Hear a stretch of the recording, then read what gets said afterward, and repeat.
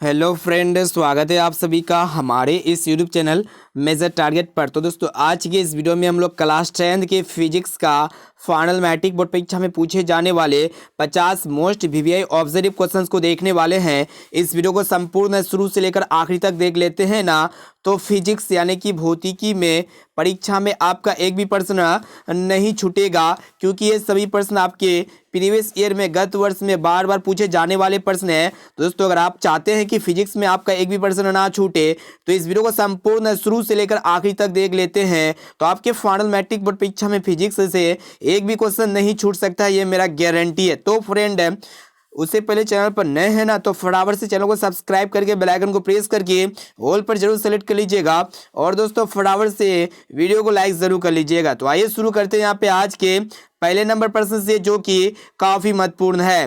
तो देखिएगा, आज का फर्स्ट प्रश्न क्या कर रहा है कि मानव नेत्र वस्तु का प्रतिबिंब निम्न में से किस भाग पर बनता है। तो आप लोग को लाइव प्रूफ के साथ बताएंगे, क्योंकि कौन क्वेश्चन कितना इंपॉर्टेंट है और कितना बार पूछा गया है।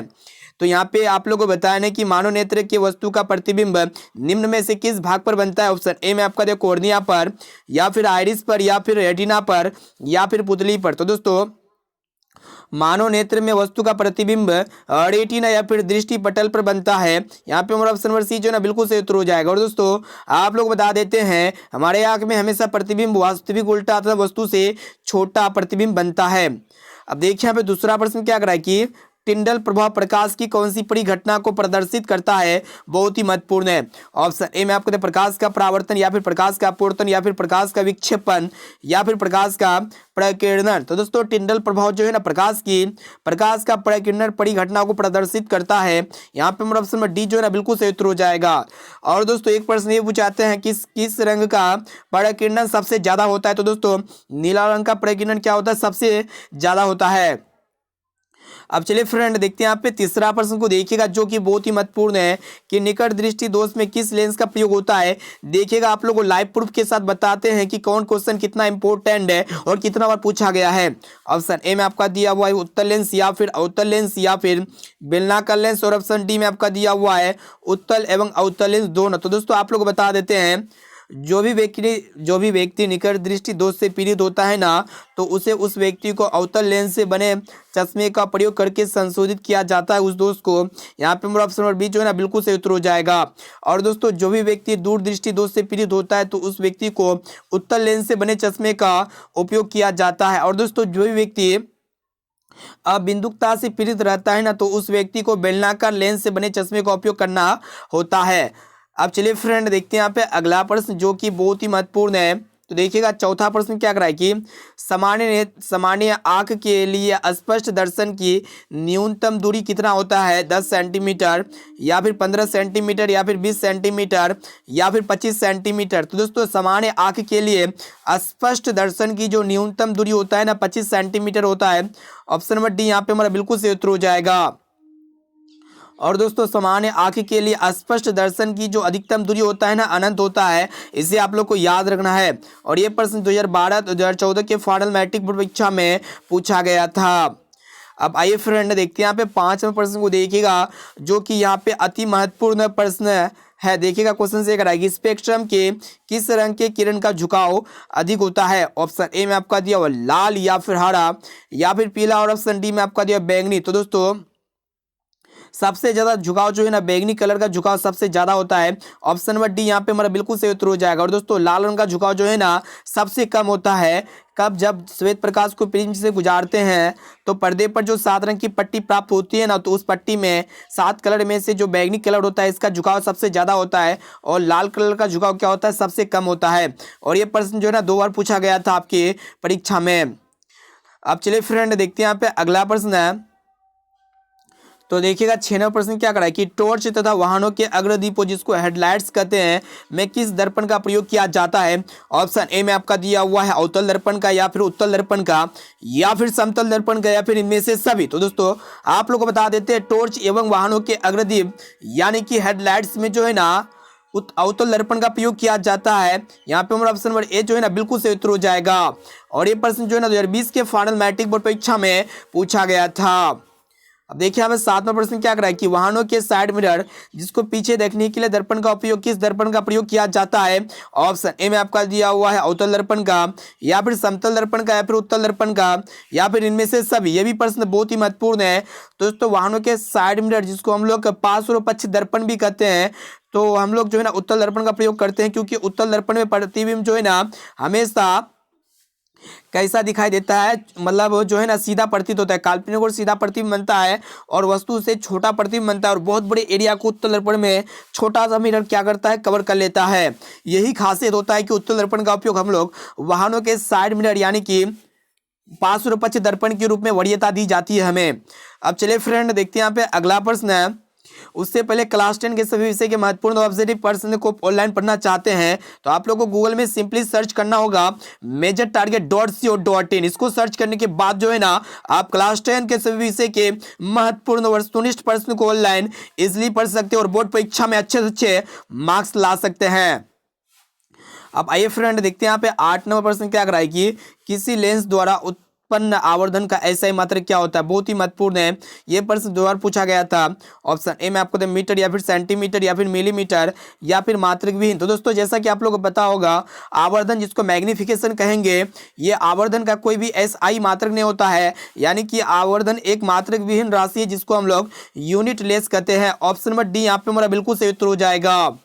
अब देखिए यहाँ पे फ्रेंड्स अगला प्रश्न क्या कराए कि निम्न में से किस लेंस की फोकस दूरी धनात्मक यानी कि पॉजिटिव होती है। ऑप्शन ए में आपका दिया हुआ है अवतल लेंस की, या फिर उत्तल लेंस की, या फिर समतल अवतल लेंस की, और ऑप्शन डी में आपका इनमें से कोई नहीं। तो दोस्तों और देखिएगा आप लोग को बता देते हैं यहाँ पे जो अवतल लेंस होगा ना इसकी फोकस दूरी क्या होता है, धनात्मक होता है। ऑप्शन नंबर ए जो है ना यहाँ पे हमारा बिल्कुल सही उत्तर हो जाएगा। ये भी प्रश्न जो है ना बहुत ही महत्वपूर्ण है।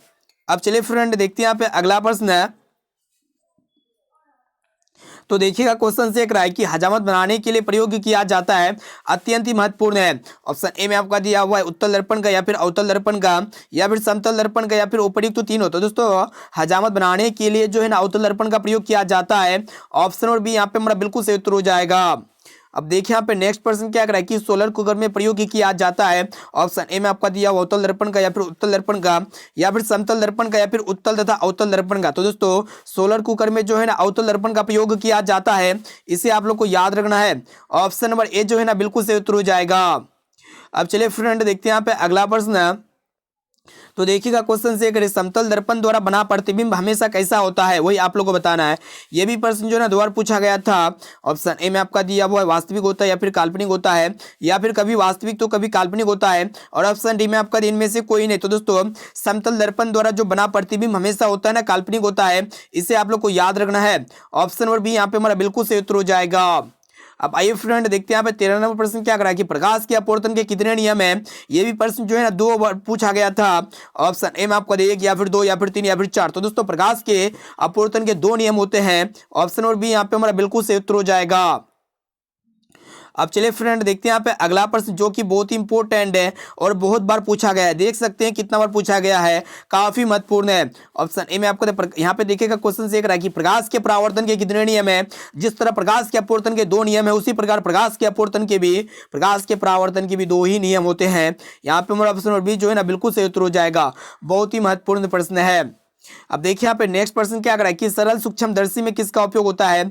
ऑप्शन ए में आपका दिया हुआ है अवतल दर्पण का, या फिर उत्तल दर्पण का, या फिर अवतल लेंस का, और ऑप्शन डी में आपका दिया उत्तल लेंस का। तो दोस्तों सरल सूक्ष्मदर्शी में जो है ना उत्तल लेंस का उपयोग किया जाता है, यानी कि यहाँ पे हमारा ऑप्शन नंबर डी जो है ना बिल्कुल सही उत्तर हो जाएगा। ये भी प्रश्न जो है ना 2015 में पूछा गया था।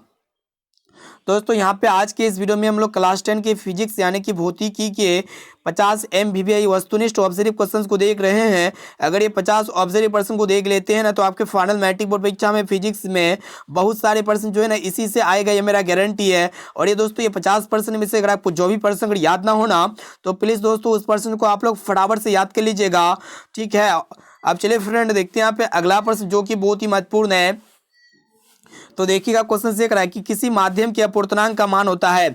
ऑप्शन ए में आपका sine i upon sine r, या फिर sine r upon sine i, या फिर साइन आई गुना साइन आर, या फिर sine i plus sine r. तो दोस्तों किसी भी माध्यम के जो अपूर्णांक का जो मान होता है ना, sine i upon sine r होता है। यानी कि यहाँ पे हमारा ऑप्शन नंबर ए जो है ना बिल्कुल सही उत्तर हो जाएगा। ये प्रश्न जो है ना 2015, 2019 और 2021 के फाइनल मैट्रिक बोर्ड परीक्षा में पूछा गया था। बहुत ही महत्वपूर्ण प्रश्न है। अब चलिए फ्रेंड देखते हैं यहाँ पे अगला प्रश्न को देखिएगा क्या करा है कि निम्न में से कौन सा पदार्थ लेंस बनाने के लिए प्रयुक्त नहीं किया जा सकता है। ऑप्शन ए में आपका जल का, या फिर कांच का, या फिर प्लास्टिक का, या फिर मिट्टी का। तो दोस्तों आप लोग को बता देते हैं मिट्टी का उपयोग जो है ना हम लोग लेंस बनाने के लिए नहीं करते हैं। ऑप्शन नंबर डी जो है ना यहाँ पे हमारा बिल्कुल सही उत्तर हो जाएगा। ये प्रश्न 2012 और 2017 के फाइनल मैट्रिक बोर्ड परीक्षा में पूछा गया था। अब देखिए यहाँ पे अगला प्रश्न क्या कर रहा है कि विद्युत आवेश का एसआई मात्रक क्या है। ये प्रश्न देखिएगा बहुत ही महत्वपूर्ण है। ऑप्शन ए में आपको वोल्ट, या फिर ओम, या फिर एम्पियर, या फिर कूलम। तो दोस्तों आप लोग जो है ना फटाफट से सभी क्वेश्चंस का आंसर जो है ना लाइव चैट में कमेंट कर सकते हैं, या फिर इसी वीडियो में आप लोग फटाफट से कमेंट बॉक्स में कमेंट करते हुए जा सकते हैं। तो विद्युत आवेश यानी कि इलेक्ट्रिक चार्ज का जो एसआई मात्रक होता है ना कूलम होता है। यहाँ पे हमारा ऑप्शन नंबर डी जो है ना बिल्कुल सही उत्तर हो जाएगा। और दोस्तों विद्युत विभवांतर का एसआई मात्रक जो होता है ना वोल्ट होता है। और दोस्तों प्रतिरोध का एसआई मात्रक ओम होता है। और दोस्तों विद्युत धारा का एसआई मात्रक एम्पियर होता है। साथ में इसे भी आप लोग को याद रखना है। काफी महत्वपूर्ण प्रश्न को देख रहे हैं। अब आइए फ्रेंड देखते हैं यहाँ पे अगला प्रश्न देखिएगा क्या कराए कि अधिभारण के समय विद्युत परिपथ में विद्युत धारा का मान क्या होता है, वही आप लोग को बताना है। बहुत कम हो जाता है, या फिर परिवर्तित नहीं होता है, या फिर बहुत अधिक बढ़ जाता है, या फिर इनमें से कोई नहीं। तो दोस्तों जब भी ओवरलोडिंग होता है ना, तो उस समय इलेक्ट्रिक सर्किट में जो इलेक्ट्रिक करंट का वैल्यूज होता है बहुत ही ज्यादा इंक्रीज हो जाता है। यहाँ पे हमारा ऑप्शन नंबर सी जो है ना बिल्कुल सही उत्तर हो जाएगा। बहुत ही महत्वपूर्ण प्रश्न है। अब आइए फ्रेंड देखते हैं यहाँ पे 20वां प्रश्न क्या करा है कि 1 वोल्ट कहलाता है। तो दोस्तों ऑप्शन ए में आपका 1 जूल प्रति सेकंड, या फिर 1 जूल प्रति कूलम, या फिर 1 जूल प्रति एम्पीयर, और ऑप्शन डी में आपका इनमें से कोई नहीं। तो दोस्तों 1 वोल्ट जो है ना 1 जूल प्रति कूलम के अनुपात को 1 वोल्ट कहते हैं। यहाँ पे हमारा ऑप्शन बी जो है ना बिल्कुल सही उत्तर हो जाएगा। बहुत ही महत्वपूर्ण प्रश्न है। और ये प्रश्न जो है ना 2016 के फाइनल मैट्रिक बोर्ड परीक्षा में पूछा गया था। ये प्रश्न जो है ना बहुत ही काफी महत्वपूर्ण है। अब चलिए फ्रेंड देखते हैं यहाँ पे अगला प्रश्न है। तो देखिएगा 21वां प्रश्न क्या कराई कि ये देखिएगा कंसंट्रेट होके कि अमीटर को विद्युत परिपथ में कैसे जोड़ा जाता है। 2016 के फाइनल मैट्रिक बोर्ड परीक्षा में प्रश्न पूछा गया था। ऑप्शन ए में आपको श्रेणी क्रम में, या फिर पार्श्वबद्ध में, या फिर ए और बी दोनों में, और ऑप्शन डी में आपका इनमें से कोई नहीं। तो दोस्तों अमीटर को इलेक्ट्रिक सर्किट में जो है ना श्रेणी क्रम में जोड़ते हैं। ऑप्शन नंबर ए जो है ना यहाँ पे हमारा बिल्कुल सही उत्तर हो जाएगा। दोस्तों आप लोग को बता देते हैं फिर से कि क्लास 10 के सभी विषय के महत्वपूर्ण ऑब्जेक्टिव क्वेश्चंस का पीडीएफ लेना चाहते हैं तो आप लोग को गूगल में सिंपली सर्च करना होगा। हमारा वेबसाइट का नाम measuretarget.co.in। इसमें जाकर के जो है ना क्लास 10 के सभी विषय के महत्वपूर्ण है वस्तुनिष्ठ प्रश्न, फॉर्मूला वगैरह सब कुछ आप लोग यहाँ पे फ्री में मिल जाएगा। तो आप लोग फटाफट से जो है ना गूगल पर सर्च करके आप लोग पढ़ाई करते रहिए, ठीक है। अब चलिए फ्रेंड देखते हैं यहाँ पे अगला प्रश्न क्या कराए कि ओम के नियम निहित है। तो दोस्तों ओम का नियम क्या कहता है कि V बराबर जो होता है ना ओम का नियम IR होता है, ठीक है। यानी कि यहाँ पे हमारा ऑप्शन नंबर बी जो है ना बिल्कुल सही उत्तर हो जाएगा। V बराबर IR। ये प्रश्न इस बार आपके फाइनल मैट्रिक बोर्ड परीक्षा में पूछा गया था। अब चलिए फ्रेंड देखते हैं यहाँ पे 23वें प्रश्न को देखिएगा क्या करा कि जो धारा की प्रबलता का एसआई मात्रक क्या होता है। 2016 के फाइनल मैट्रिक बोर्ड परीक्षा में प्रश्न पूछा गया था। एम्पियर, या फिर वोल्ट, या फिर ओम, और ऑप्शन डी में आपका था जूल। तो दोस्तों विद्युत धारा की प्रबलता का एसआई मात्रक जो है ना एम्पियर ही होता है। यहाँ पे हमारा ऑप्शन नंबर ए जो है ना बिल्कुल सही उत्तर हो जाएगा। बहुत ही महत्वपूर्ण प्रश्न है। अब आइए फ्रेंड देखते हैं यहाँ पे 24वां प्रश्न क्या करा कि धारा मापने के यंत्र को कहते हैं। काफी महत्वपूर्ण, देख सकते हैं कितना बार पूछा गया है, लगातार 4 वर्ष में यहाँ पे पूछा गया था। दोस्तों धारा मापने वाले यंत्र को हम लोग क्या कहते हैं, अमीटर कहते हैं। ऑप्शन नंबर ए जो है ना बिल्कुल सही उत्तर हो जाएगा। अब चलिए फ्रेंड देखते हैं यहाँ पे अगला प्रश्न जो कि बहुत ही महत्वपूर्ण है। तो देखिएगा क्वेश्चन से करा है कि इलेक्ट्रॉन पर कितना आवेश होता है।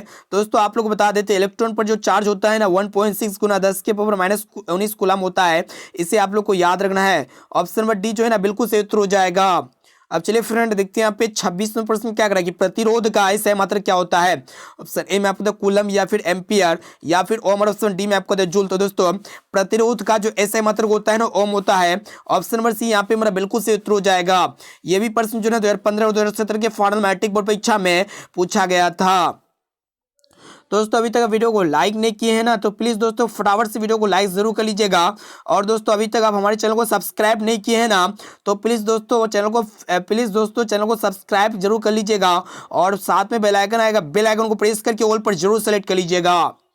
अब चलिए फ्रेंड देखते हैं यहाँ पे अगला प्रश्न है जो कि काफी महत्वपूर्ण है। देखिएगा आपको कितना बार पूछा गया है कि विभवांतर का एसआई मात्रक क्या होता है, वो आप लोगों को बताना। ऑप्शन ए में आपको दो ओम या फिर कूलम या फिर वोल्ट, और ऑप्शन डी में आपका जो एम्पियर। तो दोस्तों विभवांतर का जो एसआई मात्रक होता है ना, ओम होता है या फिर क्या होता है, वोल्ट होता है। इसे आप लोग को याद रखना है। विद्युत विभव या फिर विभवांतर का एसआई मात्रक क्या होता है, वोल्ट होता है। अब आइए फ्रेंड देखते हैं यहाँ पे 28वां प्रश्न क्या कर रहा है कि किसी चालक के विद्युत प्रतिरोधकता का मात्रक क्या होता है। बहुत ही महत्वपूर्ण है। ऑप्शन ए में आपका दिया हुआ है ओम इनवर्स या फिर ओम मीटर या फिर ओम प्रति मीटर या फिर इनमें से कोई नहीं। तो दोस्तों किसी चालक के विद्युत प्रतिरोधकता का जो ऐसा ही मात्रक होता है ना, ओम मीटर होता है। यहाँ पे ऑप्शन और बी जो है ना बिल्कुल से उत्तर हो जाएगा। अब चलिए फ्रेंड देखते हैं यहाँ पे अगला प्रश्न जो कि बहुत ही महत्वपूर्ण है। तो देखिएगा 29वां प्रश्न क्या कर रहा है कि हमारे घरों में जो विद्युत आपूर्ति की जाती है वह कितना होता है। यह प्रश्न देखिएगा 2 बार पूछा गया था आपके फाइनल मैट्रिक बोर्ड परीक्षा में। ऑप्शन ए को देख लेते हैं, 220 वोल्ट पर दिष्ट धारा होती है या फिर 12 वोल्ट पर दिष्ट धारा होती है या फिर 220 वोल्ट पर प्रत्यावर्ती धारा होती है या फिर 12 वोल्ट पर प्रत्यावर्ती धारा होती है। तो दोस्तों हम अपने घरों में जो इलेक्ट्रिक करंट का जो सप्लाई होता है ना, वो जो होता है ना 220 वोल्ट पर अल्टरनेटिंग करंट होता है, यानी कि एसी करंट जिसको हम लोग प्रत्यावर्ती धारा भी कहते हैं। ऑप्शन नंबर सी यहाँ पे हमारा बिल्कुल से उत्तर हो जाएगा। अब चलिए फ्रेंड देखते हैं यहाँ पे अगला प्रश्न जो कि बहुत ही महत्वपूर्ण है। क्या कर रहा है कि जब किसी चालक तार से विद्युत धारा प्रवाहित होती है तो गतिशील कण होते हैं।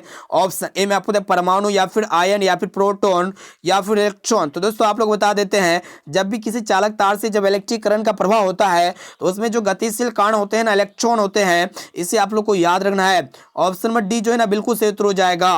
तो दोस्तों ये प्रश्न जो है ना बहुत ही महत्वपूर्ण है। 2014-2021 के फाइनल मैट्रिक बोर्ड परीक्षा में पूछा गया था। अब चलिए फ्रेंड देखते हैं यहाँ पे अगला प्रश्न क्या कराए कि विभवांतर मापने वाले यंत्र को कहते हैं। 2016-2021 के फाइनल मैट्रिक बोर्ड परीक्षा में पूछा गया है।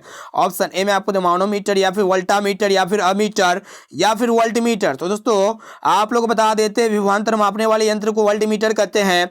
ऑप्शन नंबर डी जो है ना बिल्कुल से उत्तर हो जाएगा।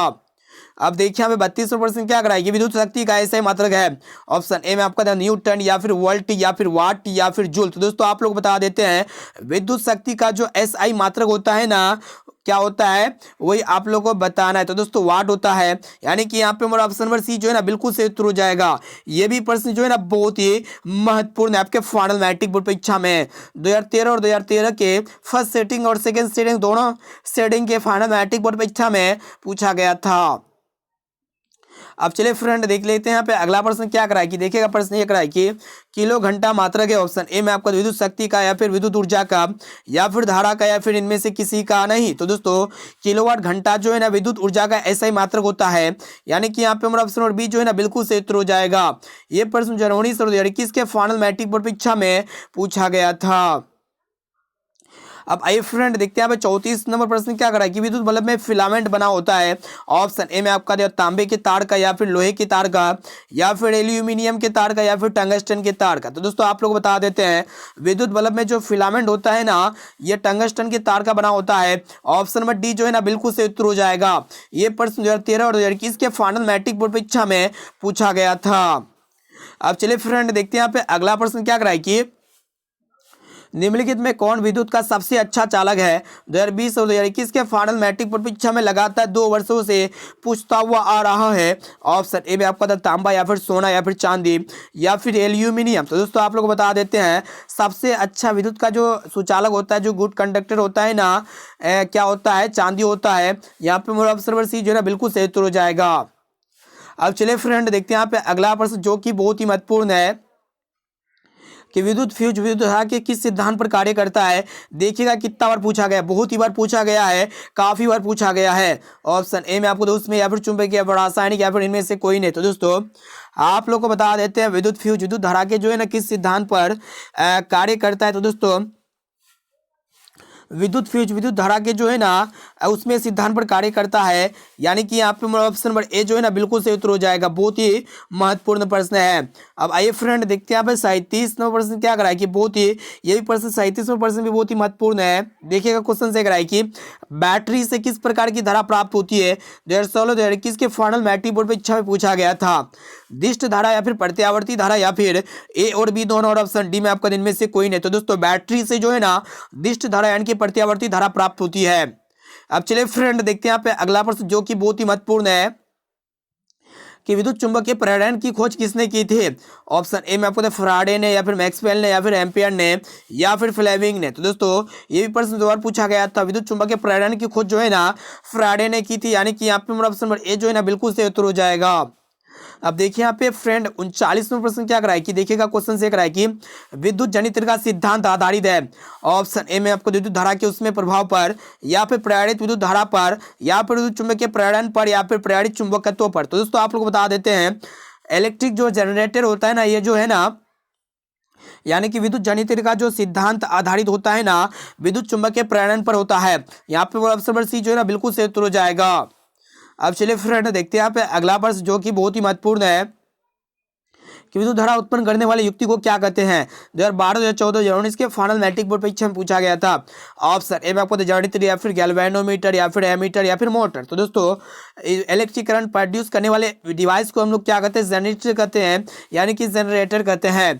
अब देखिए यहाँ पे अगला प्रश्न क्या कराए कि लघु पतन के समय परिपथ में विद्युत धारा का मान होता है बहुत कम हो जाता है या फिर परिवर्तित नहीं होता है या फिर बहुत अधिक बढ़ जाता है या फिर निरंतर परिवर्तित होता रहता है। तो दोस्तों आप लोग बता देते हैं जब भी शॉर्ट सर्किट होता है ना तो उस समय परिपथ में जो इलेक्ट्रिक करंट का जो मान होता है ना बहुत ज्यादा बढ़ जाता है। ऑप्शन नंबर सी यहाँ पे हमारा बिल्कुल सही उत्तर हो जाएगा। ये प्रश्न बहुत ही महत्वपूर्ण है। अब आइए फ्रेंड देखते हैं यहाँ पे अगला प्रश्न को देखिएगा जो कि काफी महत्वपूर्ण है। देखिएगा प्रश्न ये कराए कि डायनेमो से किस प्रकार की धारा प्राप्त होती है। ऑप्शन ए में आपका दिष्ट धारा या फिर प्रत्यावर्ती धारा या फिर दोनों धाराएं या फिर ए और बी दोनों। तो दोस्तों आप लोग बता देते हैं डायनेमो से जो है ना दिष्ट धारा और प्रत्यावर्ती धारा दोनों प्रकार की धारा प्राप्त होती है। ऑप्शन नंबर सी जो है ना बिल्कुल सही उत्तर हो जाएगा। बहुत ही महत्वपूर्ण ये भी प्रश्न है। अब चलिए फ्रेंड देखते हैं यहाँ पे 43वां प्रश्न क्या कराए कि विद्युत बल्ब के भीतर जो है ना कौन सा गैस भरा रहता है। निर्वात रहता है या फिर वायु भरी रहती है या फिर निष्क्रिय गैस भरी रहती है या फिर हाइड्रोजन गैस भरी रहती है। तो दोस्तों विद्युत बल्ब के भीतर जो है ना निष्क्रिय गैस भरी रहती है। ऑप्शन नंबर सी जो है ना बिल्कुल सही उत्तर हो जाएगा। निष्क्रिय गैस क्या क्या हो गया नाइट्रोजन गैस हो गया आर्गन गैस हो गया ये सब जो है ना इलेक्ट्रिक बल्ब के अंदर भरा रहता है। अब चलिए फ्रेंड देखते हैं यहाँ पे अगला प्रश्न जो कि बहुत ही महत्वपूर्ण है। तो देखिएगा क्वेश्चन से रहा है कि किसी क्षण चुंबक के अंदर चुंबकीय क्षेत्र रेखाओं की दिशा क्या होती है। ऑप्शन ए में आपका उत्तरी ध्रुव से या फिर दक्षिणी ध्रुव या फिर दक्षिणी ध्रुव से उत्तरी ध्रुव या फिर उत्तरी ध्रुव से पश्चिमी ध्रुव या फिर दक्षिणी ध्रुव से उत्तरी पश्चिमी ध्रुव। तो दोस्तों किसी भी क्षण चुंबक के अंदर चुंबकीय क्षेत्र रेखाओं की जो दिशा होती है ना उत्तरी ध्रुव से दक्षिणी ध्रुव होती है। यहाँ पे हमारा ऑप्शन नंबर ए जो है ना बिल्कुल सही उत्तर हो जाएगा। ये प्रश्न जो है ना 2018 के फाइनल मैट्रिक बोर्ड परीक्षा में पूछा गया था। अब चलिए फ्रेंड देखते हैं यहाँ पे अगला प्रश्न क्या कराए कि घरेलू विद्युत परिपथ में जो उदासीन तार होता है ना उसका रंग होता है कैसा होता है। लाल होता है फिर हरा होता है या फिर काला होता है या फिर पीला होता है। तो दोस्तों आप लोग बता देते हैं घरेलू विद्युत परिपथ में जो उदासीन तार का जो कलर होता है ना काला होता है। ऑप्शन नंबर सी जो है ना यहाँ पे हमारा बिल्कुल सही उत्तर हो जाएगा। ये भी प्रश्न जो है ना बहुत ही महत्वपूर्ण है। अब देखिए यहाँ पे अगला प्रश्न क्या कराए कि किस युक्ति में विभक्त वलय दिक परिवर्तन का कार्य करता है। ऑप्शन ए में आपको विद्युत जनित्र में या फिर विद्युत मोटर में या फिर गैल्वेनोमीटर में या फिर वोल्ट मीटर में। तो दोस्तों आप लोग बता देते हैं विद्युत मोटर में जो है ना विभक्त वलय दिक परिवर्तन का कार्य करता है। ऑप्शन नंबर बी जो है ना बिल्कुल सही उत्तर हो जाएगा। बहुत ही ये भी महत्वपूर्ण प्रश्न है। अब चलिए फ्रेंड देखते हैं यहाँ पे अगला प्रश्न क्या कराए कि जल विद्युत संयंत्र किस ऊर्जा को विद्युत ऊर्जा में रूपांतरित करता है। ऑप्शन ए में आपको तापीय ऊर्जा को या फिर नाभिकीय ऊर्जा को या फिर सौर ऊर्जा को या फिर स्थितिज ऊर्जा को। तो दोस्तों जल विद्युत संयंत्र जो है ना स्थितिज ऊर्जा को क्या करता है कि विद्युत ऊर्जा में रूपांतरित करता है। ऑप्शन नंबर डी जो है ना बिल्कुल सही उत्तर हो जाएगा। यह भी प्रश्न जो है ना 2 बार पूछा गया था आपके फाइनल मैट्रिक बोर्ड परीक्षा में। अब आइए फ्रेंड देखते हैं यहाँ पे 48वां प्रश्न क्या कराए कि पवन विद्युत जनित्र में पवन की चाल कम से कम कितनी होनी चाहिए। ऑप्शन ए में आपका दे 15 किलोमीटर पर आवर या फिर 150 किलोमीटर पर आवर या फिर 1.5 किलोमीटर पर आवर या फिर 1500 किलोमीटर पर आवर। तो दोस्तों आप लोग बता देते हैं पवन विद्युत जनित्र में जो पवन की चाल कम से कम जो है ना 15 किलोमीटर प्रति आवर होना चाहिए। ऑप्शन नंबर ए जो है ना बिल्कुल सही उत्तर हो जाएगा। ये प्रश्न 2014-2019 के फाइनल मैट्रिक बोर्ड परीक्षा में पूछा गया था।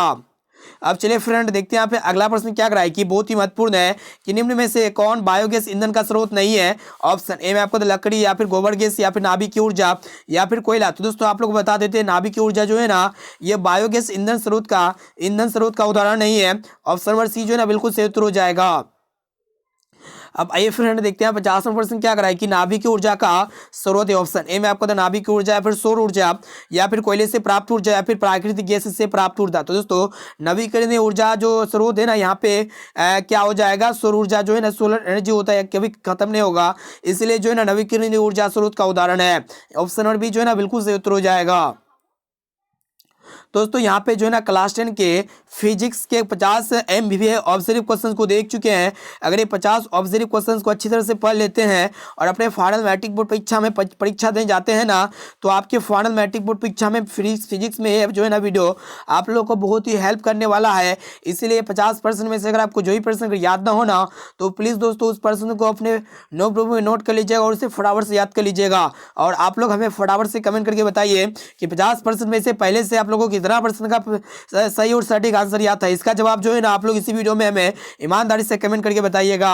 अब देखिए यहाँ पे आज का SW क्वेश्चन जो है स्पेशली आपके लिए लिया गया है कि दो समान विद्युत आवेश के बीच लगने वाला बल की प्रकृति क्या है, आकर्षण या फिर प्रतिकर्षण या फिर ए और बी दोनों और या फिर इनमें से कोई नहीं। तो दोस्तों दो समान विद्युत आवेश के बीच लगने वाला बल का प्रकृति क्या होगा, इसका जवाब आप लोग फटाफट से इसी वीडियो में कमेंट करके बताइए। साथ में भी बताना है कि 50% में से पहले से आप लोगों को कितना प्रश्न का सही और सटीक आंसर याद था।